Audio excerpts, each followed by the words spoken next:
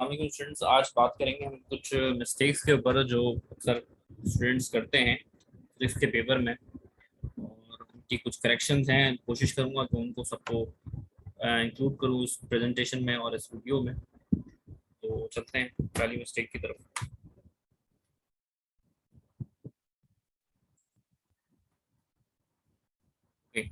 Number one, इस astronomical telescope में जो डायग्राम्स देखने में आती हैं वो इस तरह की कुछ डायग्राम्स होती हैं। बच्चे इस तरह की डायग्राम बनाते हैं जिसमें ना लेंस सही होता है ना रे की डायग्राम सही होती है। और एस्ट्रोनॉमिकल के अंदर अक्सर ऐसा होता है कि ऑब्जेक्टिव और आईपीस, जैसा यहाँ नज़र आ रहा है कि ऑब्जेक्टिव और आईपीस दोनों सेम अपर्चर के बना दिए गए हैं, तो ऐसा भी नहीं होता। एक का अपर्चर ज़्यादा होता है, एक का अपर्चर कम होता है। ठीक है, तो नेक्स्ट ये देखते हैं। एक मुझे जहाँ अक्सर देखने में यह आया है कि एस्ट्रोनॉमिकल के अंदर ही लेंसेज की जगह लाइंस खींची गई हैं। तो लेंसेज के बगैर तो एस्ट्रोनॉमिकल टेलीस्कोप नहीं बन सकती।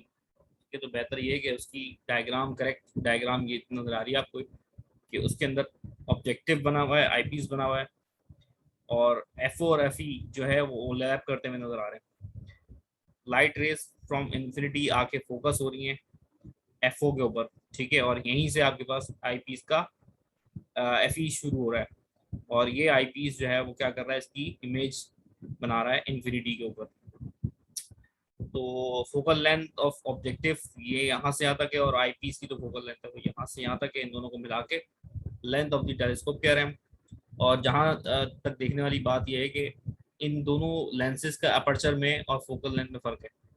ठीक है, बड़ा जो लेंस है हमारे पास वो ऑब्जेक्टिव है, और जो छोटा लेंस है वो है आईपीस। ठीक है,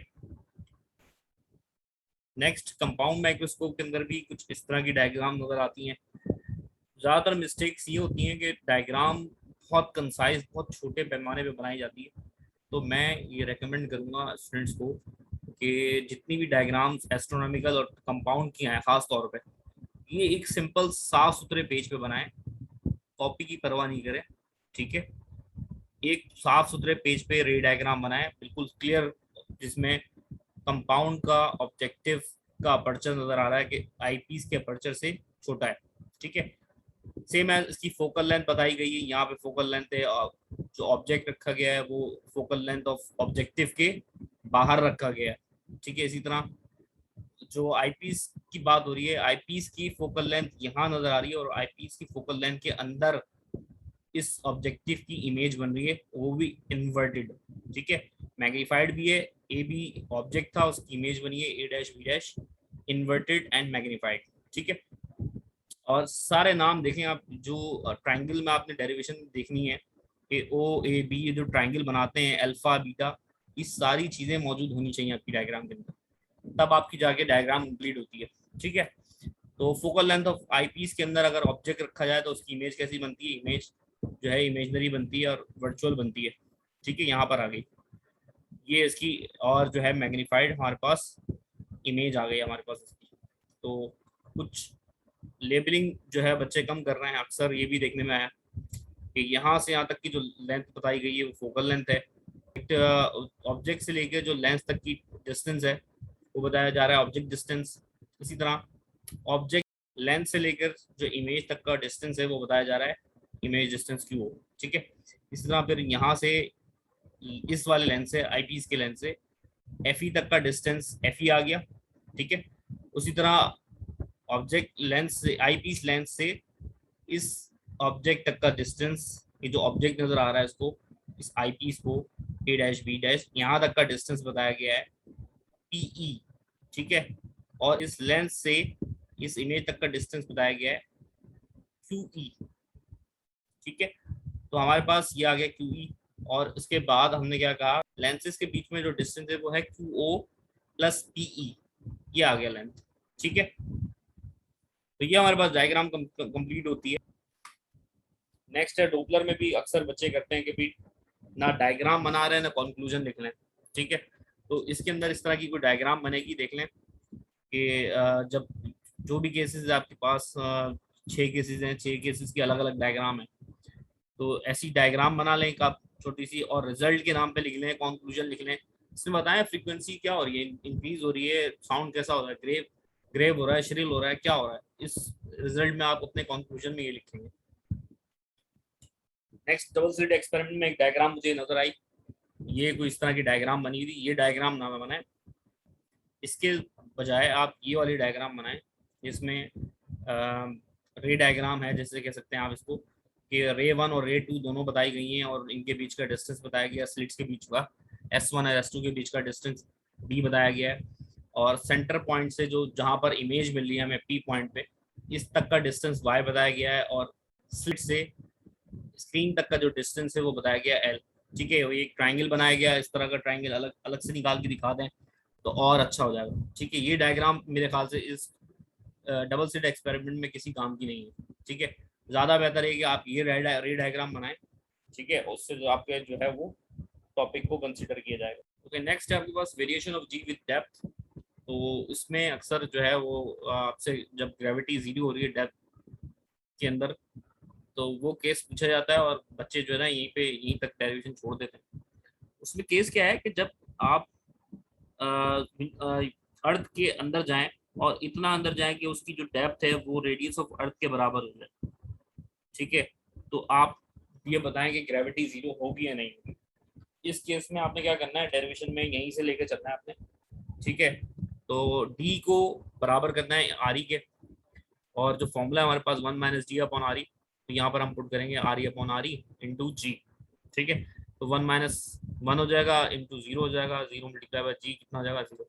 दैट मीन्स ग्रेविटी जीरो हो रही है। ठीक है, और इसी ग्रेविटी की वजह से जो वेट होगा वो भी क्या हो सकता है, जीरो हो सकता है। ठीक है, जब डेप्थ आपके पास आर ई के बराबर होगी तो ग्रेविटी जीरो होगी, अपेरेंट जो न्यू ग्रेविटी होगी वो जीरो होगी, और जो वेट होगा वो भी क्या हो जाएगा, जीरो हो जाएगा। तो इसके बाद ये डेरिवेशन लाजमी लिखें, इसके मार्क्स हैं।